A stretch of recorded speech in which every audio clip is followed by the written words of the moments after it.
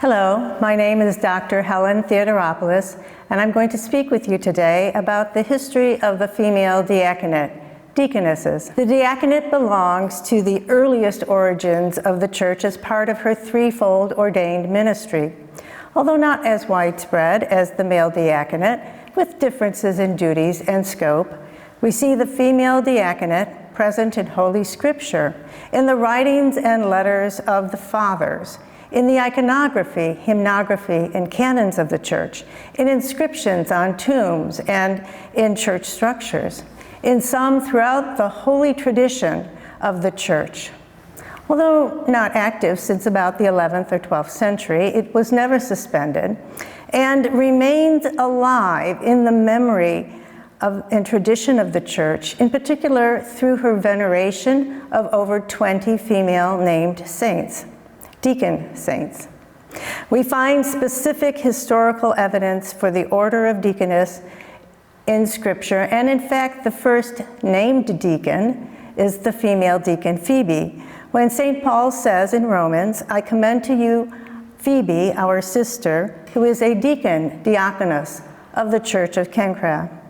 The Church certainly remembers her as a deacon, commemorating her on September 3rd, and referring to her as a model deaconess in the Orthodox liturgical texts.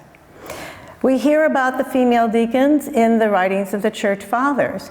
In particular, Clement of Alexandria and John Chrysostom say that this is an ancient order from the apostolic times and is necessary.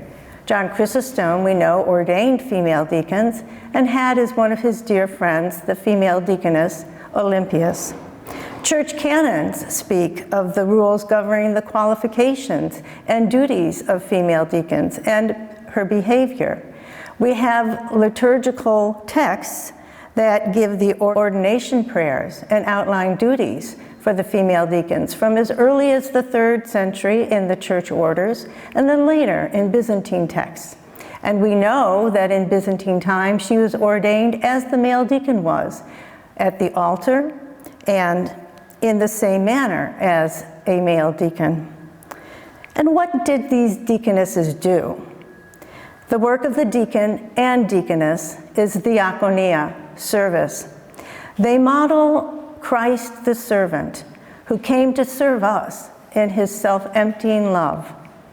Their duties varied according to what was needed, and the duties of the female deacon included assisting with the baptism of adult women, catechizing the women and instructing them after baptism as they grew in the faith, chaperoning women in their meetings with male clergy, and in particular with the bishop, and acting as the representative of the bishop to the people, and from the people to the bishop. They kept order in the church and in the services in the women's quarters. They assisted with the care of the ill, orphaned, and elderly. They chanted at services. They took the Eucharist to the homebound women. And they served as liturgical leaders and abbesses in women's monasteries as ordained leaders. History is valuable in showing that the female diaconate was an authentic, valued, ordained ministry that can be legitimately revived. We see that these women were not from the fringe of society, but from its center. They sought not to tear the church apart, but to build it up, help it to grow and thrive. Intelligent and gifted, they could pursue worldly prominence and wealth, but often sacrificed both in their service to the church. These female deacons model for us sacrificial love and become for us today the model of what female deacons can be for the church.